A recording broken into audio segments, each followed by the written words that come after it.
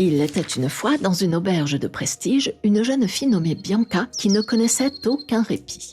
Dès l'aube, elle s'activait. Elle puisait l'eau glacée, astiquait la grande salle, courait aux cuisines et servait les plateaux.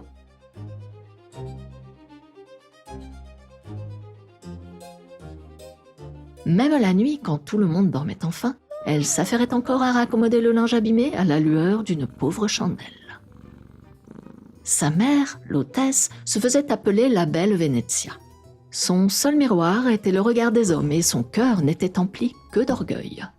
Durant le repas, elle questionnait les voyageurs pour s'abreuver de leurs compliments. « D'où arrivez-vous »« De Milan. »« Et à Milan, avez-vous rencontré femme plus belle que moi ?»« Non, je n'en ai point vu. » Alors, la belle Venezia flattait sa propre vanité en réduisant la note. « Cela fait 10 écus, mais pour vous, ce sera 5. »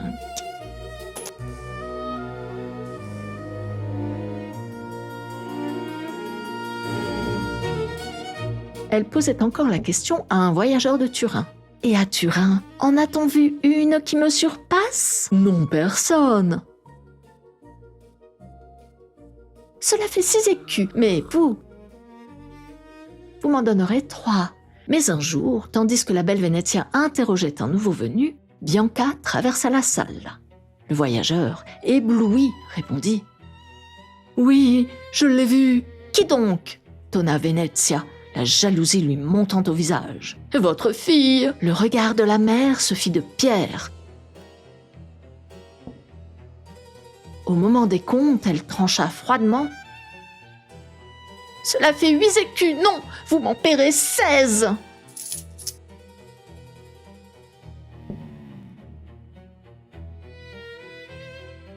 Le soir même, la maîtresse fit mander le garçon d'écurie. « Va sur le rivage, bâtis-moi une petite cabane bien close avec seulement une étroite ouverture pour laisser passer un filet de jour. Et quand elle sera prête, tu y enfermeras ma fille. » Dès l'aube, le valet posa pierre après pierre et cloua les planches de la prison.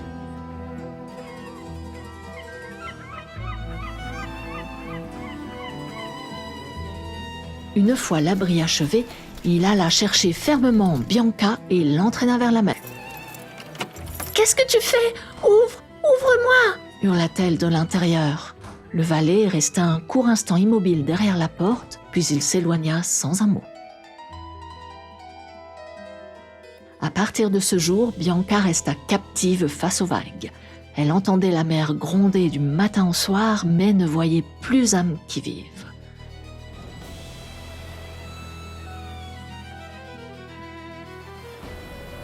Seul le garçon d'écurie revenait chaque jour pour lui glisser sa maigre subsistance.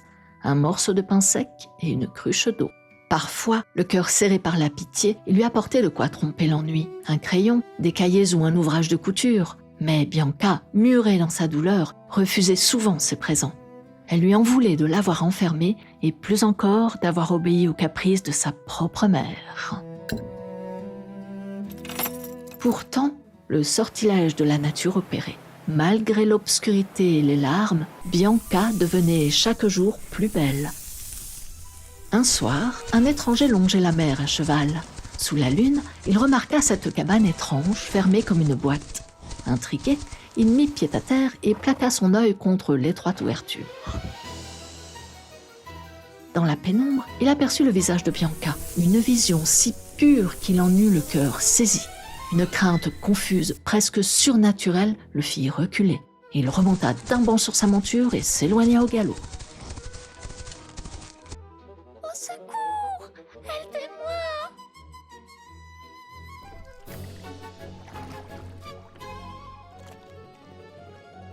Plus tard, il poussa la porte de l'auberge pour souper.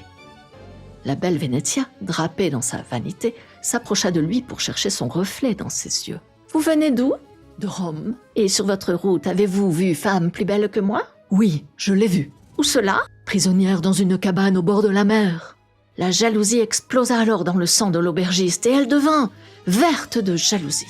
« Cela fait 10 écus, mais vous m'en paierez 20 !» L'étranger paya sans mot dire, mais Venezia, elle, ne trouvait plus de paix. Si la prison ne suffisait pas à éteindre cette beauté, Il lui faudrait employer des moyens plus terribles. Elle alla sur le champ trouver le garçon d'écurie.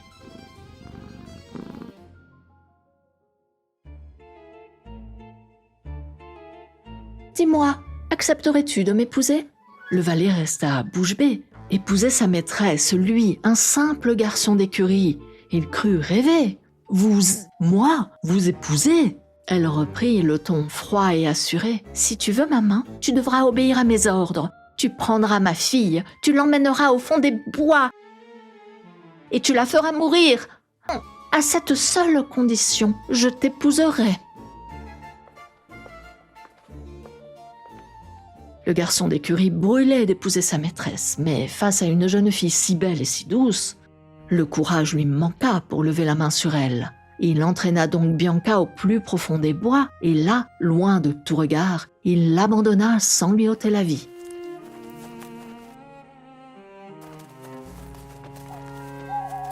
Bianca, seule sous la voûte immense de la forêt, pleura jusqu'à n'en plus pouvoir. Elle appela, elle cria sa détresse vers le ciel, mais les arbres restèrent muets et les bêtes sauvages furent ses seuls témoins. Bianca marcha longtemps et à la tombée du soir, elle aperçut au loin une faible lueur. Guidée par cette clarté, elle s'approcha, mais le brouhaha de nombreuses voix la fit tressaillir. Prise de peur, elle se dissimula derrière le tronc d'un vieux chêne. « Roc, ouvre-toi !» Aussitôt la pierre pivota comme une porte dérobée, révélant un éclat de lumière digne d'un palais. Les 8 compères s'engouffrèrent dans l'antre et le dernier ordonna « Roc, ferme-toi !» La montagne redevint de pierre. Bianca, le souffle court, attendit de longues heures dans l'ombre. « Roc, ouvre-toi !» Les bandits sortirent en file indienne et disparurent dans les bois après avoir refermé leur secret. Le cœur battant, Bianca s'avança vers la muraille blanche.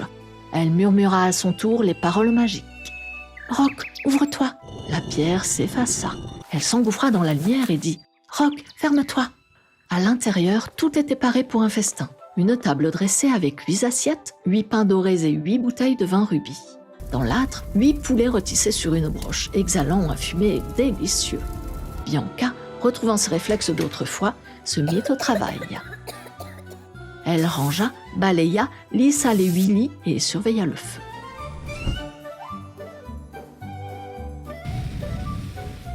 Puis, la faim la tenaillant, elle préleva une aile sur chaque poulet, croqua un petit coin de chaque pain et but une larme dans chaque bouteille.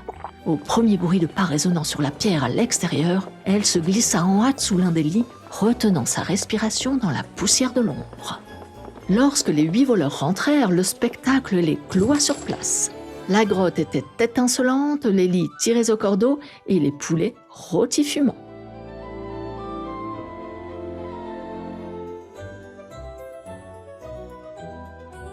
Mais l'inventaire révéla l'étrange larcin. Il manque une aile à chaque poulet, un morceau à chaque pain. Quelqu'un s'est introduit ici.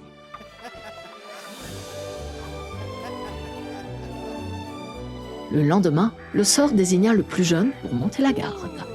Bianca, tapie dans l'ombre, saisit l'aubaine. Elle sortit de sa cachette, nettoya tout à fond et finit de dévorer les restes du festin.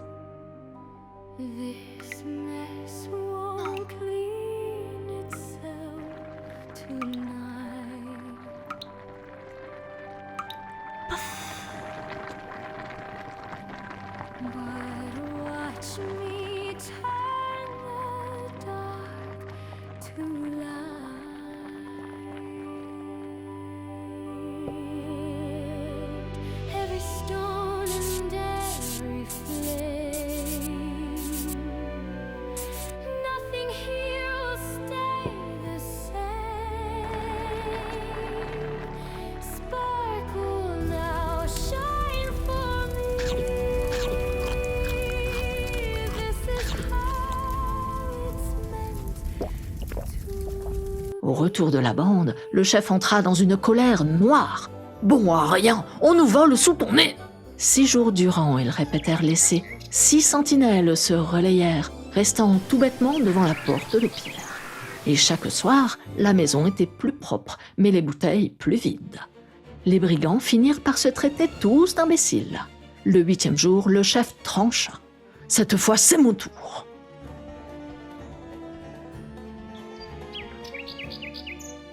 Contrairement aux autres, il ne sortit pas. Il s'enferma à l'intérieur et attendit, muet comme une tombe, l'œil aux aguets. Au bout d'un long silence, il vit Bianca glisser doucement hors de dessous le lit. D'un bond, il fondit sur elle et lui saisit le bras. Mais le chef, touché par la grâce de ce visage, desserra sa prise. « Que fais-tu ici ?»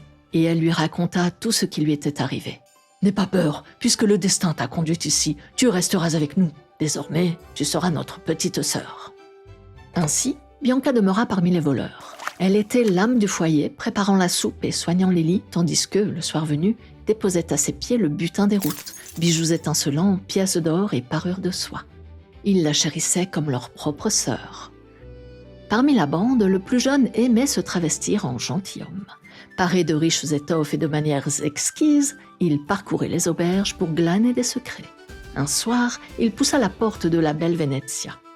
L'hôtesse s'approcha, l'œil avide de sa propre gloire. « D'où arrivez-vous ?»« Des profondeurs des bois, » répondit le faux seigneur. « Et sur votre chemin, avez-vous croisé femme plus belle que moi ?»« Oui, je l'ai vue. »« Qui donc ?»« Une jeune fille, celle qui vit avec nous. » À ces mots, le sang de Venezia ne fit qu'un tour. Sa fille respirait encore. Son cœur, déjà de pierre, se changea en fer.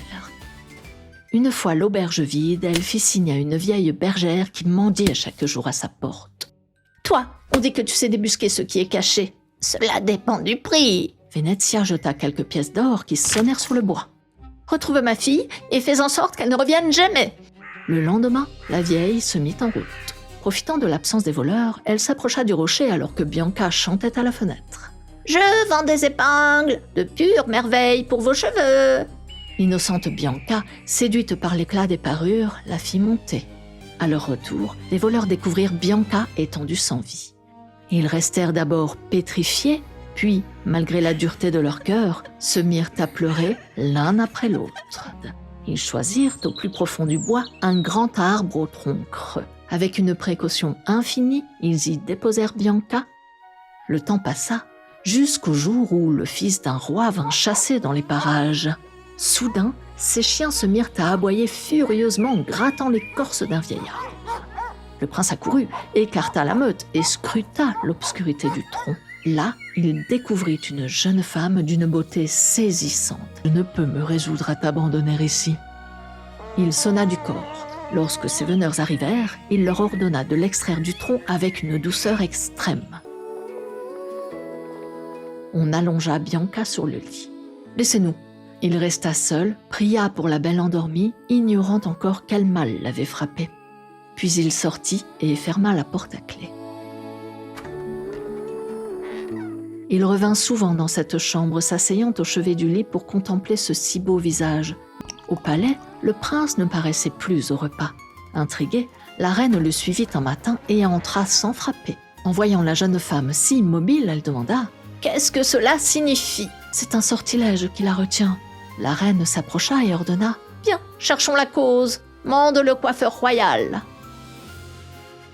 Le coiffeur arriva, passa en premier un peigne dans la belle chevelure. L'outil buta et se brisa.